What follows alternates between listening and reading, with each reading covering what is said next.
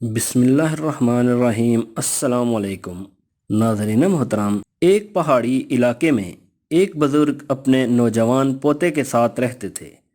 وہ ہر روز صبح سویرے قرآن کی تلاوت کیا کرتے۔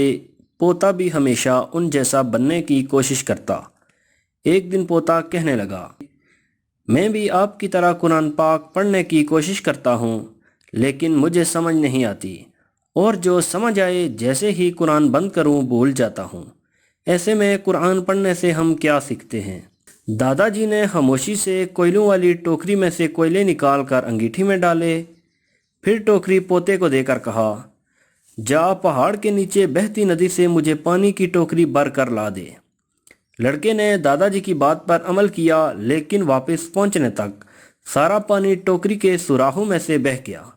دادا جی مسکرائے اور کہا، تم اس دفعہ اور زیادہ تیز قدم اٹھانا، یہ کہہ کر پوتے کو واپس بھیج دیا، لیکن اس بار وہ بالٹی میں پانی لے آیا۔ دادا جی نے کہا، مجھے بالٹی میں نہیں، ٹوکری میں پانی چاہیے، تم ٹھیک سے کوشش نہیں کر رہے۔ اسے پھر نیچے بھیج کر وہ دروازے میں کھڑے ہو کر دیکھنے لگے کہ پوتا کتنی صحیح کرتا ہے۔ لڑکے کو علم تھا کہ سوراخوں بھری ٹوکری میں پانی بھرنا ناممکن ہے۔ بہرحال دادا جی کو دکھانے کے لیے ٹوکری پانی سے بھری اور انتہائی تیزی سے واپس دوڑ پڑا، لیکن پہنچنے تک ٹوکری میں سے پانی بہہ چکا تھا اور وہ خالی تھی۔ لڑکے نے کہا، دیکھا دادا جان، اس میں پانی بھرنا بے سود ہے۔ دادا جی کہنے لگے، بیٹا ٹوکری کی طرف دیکھو۔ اب نوجوان کو پہلی بار احساس ہوا کہ ٹوکری پہلے سے بہت مختلف لگ رہی ہے۔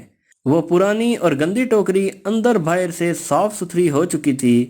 دادا جی نے کہا، بیٹا ذرا دیکھو، کوئلوں سے سیاہ ہوئی ٹوکری بار بار پانی کے دھونے سے منزہ ہو گئی۔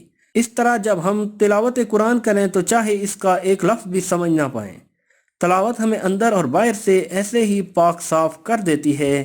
یوں اللہ تعالی ہماری زندگی بدل دیتا ہے۔ حاصل کلام، قرآن پاک پڑھا کریں۔